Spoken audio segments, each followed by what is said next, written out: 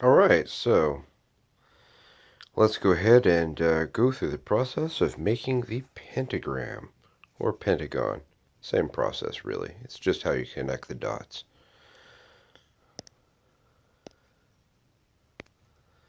Alright. First, we'll create the vesica piscis. Two circles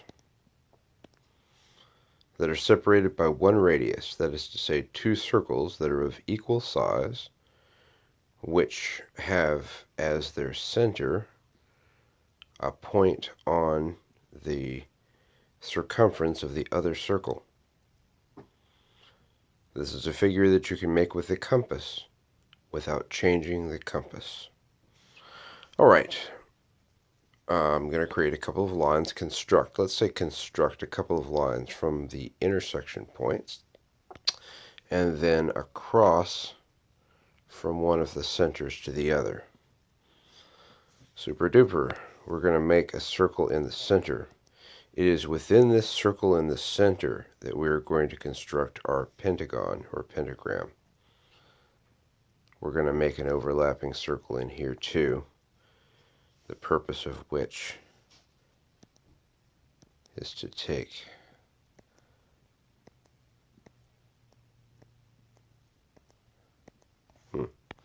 a halfway point in here.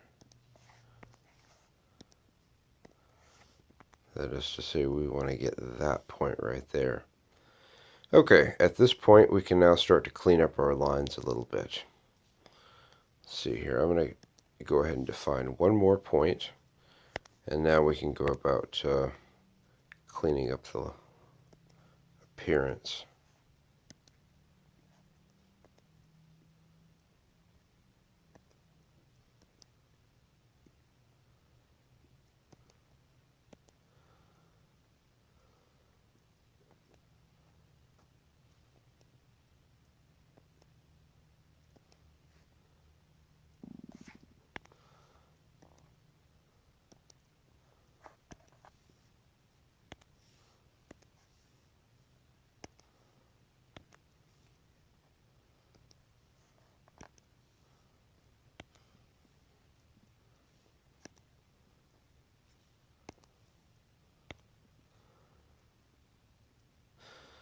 Alright.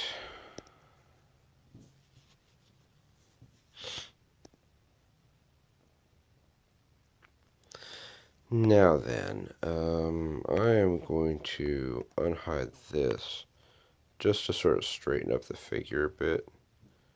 Every time I tapped it, it did move a little.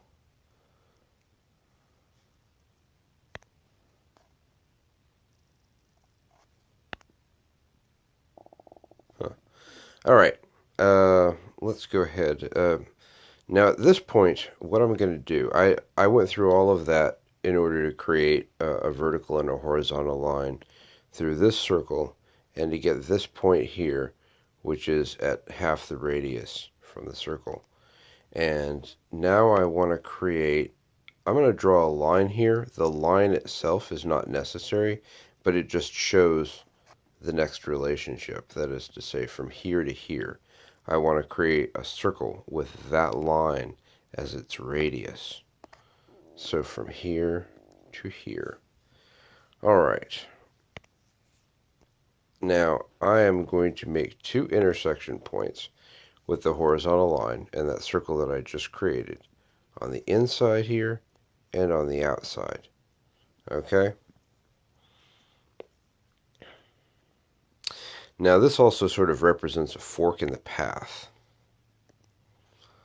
I could use one of those points that I just created, or I could use both of them.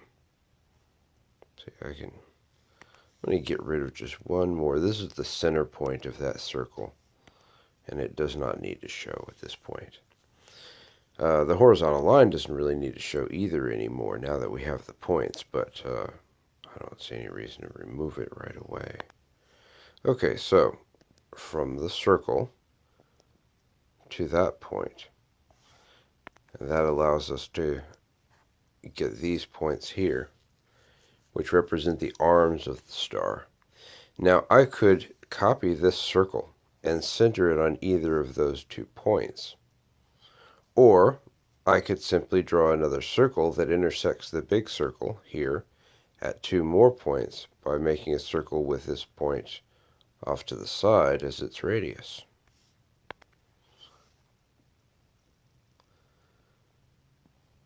So let's see.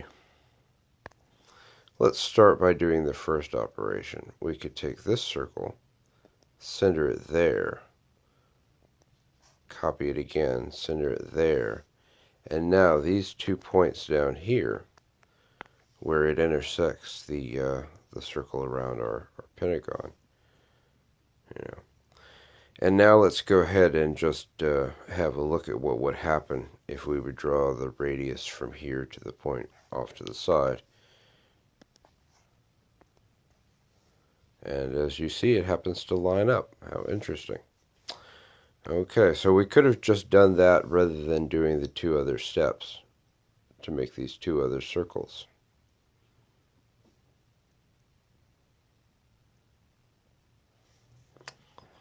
All right, I am going to go ahead and hide some of these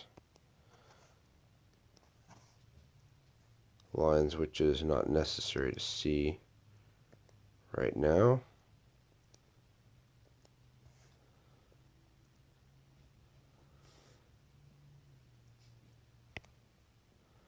And we'll go ahead and connect the dots.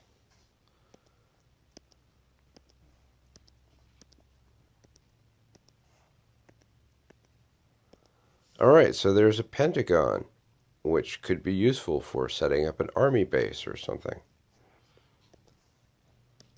If you skip every other dot, then you can draw the pentagram, which might be useful for, drawing the stars on the flags and the roundels on that army base. I like the circle around the star, but we don't need it at this point.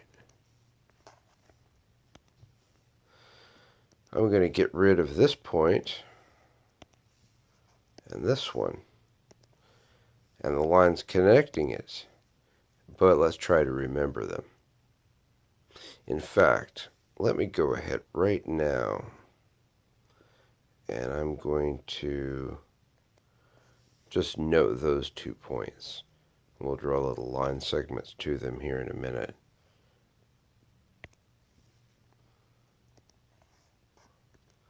I'm going to take away these arms.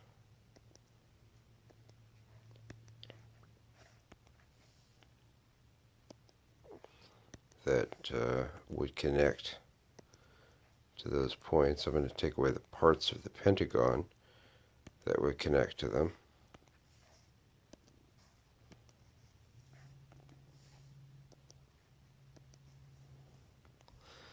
Alright, now this figure that we're left with, and try not to pay too much attention to the dots, just the lines really. This figure is the golden triangle. This triangle is similar in some ways to the golden rectangle because you can cut it down into the same shape, a shape with the same angles and proportions and properties, which is to say the same shape, a similar triangle, a smaller similar triangle.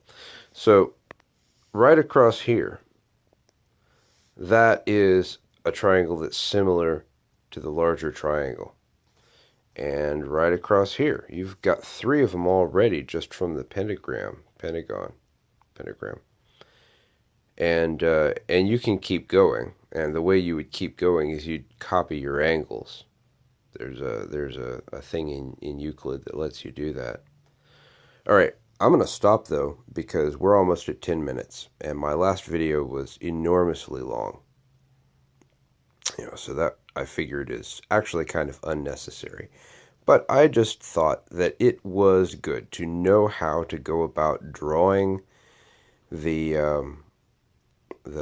pentagon, the pentagram, and seeing the golden triangle within them. Okay, over and out.